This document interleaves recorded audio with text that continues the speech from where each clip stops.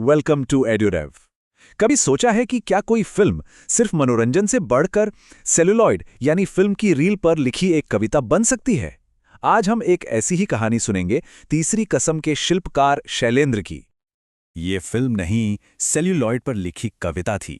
देखिए, ये जो लाइन है ना, ये सिर्फ एक तारीफ नहीं है, ये इस फिल्म की पूरी आत्मा है।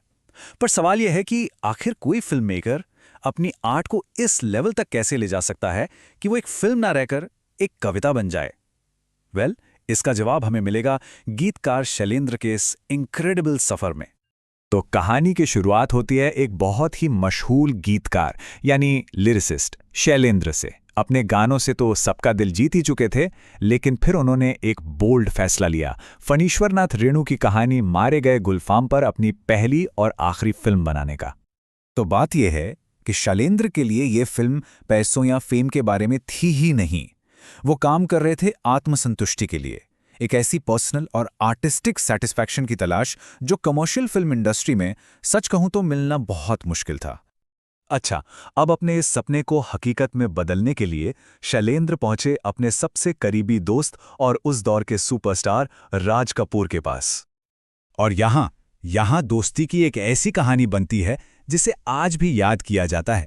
तो होता क्या है, शैलेंद्र कहानी सुनाते हैं और राज कपूर सुनते ही बस मान जाते हैं, लेकिन फिर वो बड़े सीरियस होकर अपनी एडवांस फीस मांगते हैं। सोचिए, एक पल के लिए तो शैलेंद्र का दिल ही बैठ गया होगा। क्या सालों की दोस्ती की कीमत पैसों में लगेगी? पर तभी राज कपूर मुस्कुराए और उन्होंने अपना एडवांस मांगा, सिर्फ ₹1। जी हां, सिर्फ ₹1। ये सिर्फ एक सिक्का नहीं था, बल्कि ये दोस्ती, भरोसे और विश्वास की एक अनमोल निशानी थी जिसने इस कलात्मक सफर की नींव रखी थी। लेकिन एक सच्चे दोस्त होने के नाते राज कपूर ने शैलेंद्र को जमीनी हकीकत से भी वाकिफ कराया। उन्होंने समझाया कि देखो, इस तरह की अनकन्वेंशनल फिल्म बनाना फाइनेंशियली बहुत बहुत रिस्की हो सकता है। और यहीं से कहानी के असल कॉन्फ्लिक्ट की शुरुआत होती है।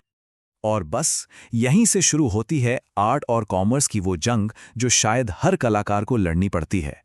एक तरफ था शैलेंद्र का अटूट आर्टिस्टिक विजन और दूसरी तरफ थी फिल्म इंडस्ट्री की कमर्शियल डिमांड्स। तो कौन जीतेगा? ये स्लाइड इस टकराव को एकदम परफेक्टली दिखाती है। शैलेंद्र का मानना था कि एक आर्टिस्ट का काम होता है ऑडियंस की सोच को, उनके टेस्ट को ऊपर उठाना। वहीं इंडस्ट्री का लॉजिक बड़ा सीधा था, 2 से 4 बनाने का गणित, मतलब प्योरली कमर्शियल प्रॉफिट। इसका एक बहुत ही जबरदस्त किस्सा है, 10 दिशाएं वाला। हुआ यूं कि एक गाने में शैलेंद्र ने लिखा 10 दिशाएं। अब म्यूजिक डायरेक्टर जय किशन ने कहा, भाई पब्लिक 4 दिशाएं तो समझ लेगी, पर ये 10 दिशाएं क्या होता है ये नहीं समझेगी। लेकिन शैलेंद्र वो अपनी बात पर अड़े रहे। उनका मानना था कि एक आर्टिस्ट का काम ऑडियंस को कुछ नया सिखाना है, ना कि बस वही देना जो उन्हें पहले से पता है। ये थी उनकी आर्टिस्टिक इंटेग्रिटी। अब जरा सोचिए, फिल्म में राज कपूर और वहीदा रहमान जैसे सुपरस्टार्स हैं, शंकर जयकिशन का हिट म्यूजिक है, गाने फिल्म रिलीज से पहले ही पॉपुलर हो चुके हैं। फिर भी क्या हुआ? कोई डिस्ट्रीब्यूटर ही नहीं मिला। डिस्ट्रीब्यूटर मतलब वो लोग जो फिल्म को सिनेमा घरों तक पहुंचाते हैं। और क्यों नहीं मिला? क्योंकि इंडस्ट्री ऐसी फिल्म पर दाव लगाने से डर रही थी जो किसी फॉर्मूला पर नहीं चलती थी। इतनी सारी मुश्किलों के बाद भी जब फिल्म बनकर तैयार हुई तो उसने सबको हैरान कर दिया। उसे एक मास्टरपीस माना गया, एक सच्ची कलाकृति। चलिए देखते हैं ऐसा क्यों कहा गया। तो आखिर वो क्या था जो इस फिल्म को एक कविता बनाता था? सबसे पहले राज कपूर, वो हीरामन का किरदार निभा नहीं रहे थे, वो हीरामन बन गए थे। फिर वहीदा रहमान, जिनका हीराबाई का पोर्ट्रेयल एकदम रॉ और रियल था। स्क्रीन प्ले भी खुद ओरिजिनल लेखक फणीश्वरनाथ रेणु ने लिखा था, जिससे कहानी की आत्मा बिल्कुल वैसी ही रही। फिल्म ने गांव के जीवन की छोटी छोटी भावनाओं को बहुत खूबसूरती से पकड़ा और दुख को बिना किसी मेलोड्रामा के बहुत ही सहज तरीके से हमारे सामने रखा।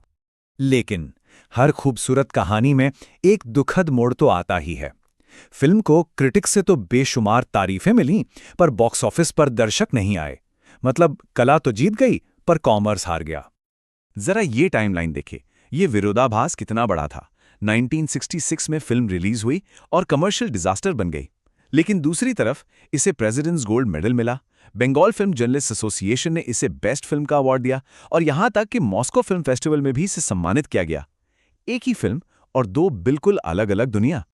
और ये पूरी कहानी हमें एक बहुत बड़े सवाल पर लाकर खड़ा कर देती है।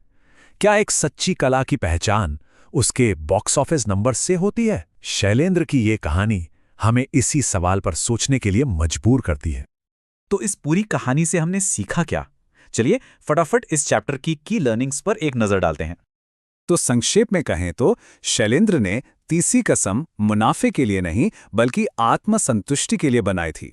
उनके दोस्त राज कपूर ने सिर्फ ₹1 की टोकन फी लेकर दोस्ती की एक मिसाल कायम की। ये फिल्म कलात्मक ईमानदारी और कमर्शियल दबावों के बीच के संघर्ष का एक पावरफुल सिंबल है। और भले ही ये बॉक्स ऑफिस पर असफल रही हो, इसने इतने प्रतिष्ठित पुरस्कार जीते कि एक सिनेमैटिक मास्टरपीस के रूप में इसकी विरासत हमेशा के लिए अमर हो गई। अगर आपको ये कहानी पसंद आई तो ऐसे ही और चैप्टर समरीज, नोट्स और वीडियोस के लिए प्ले स्टोर और iOS ऐप स्टोर से एड्यूरेव ऐप जरूर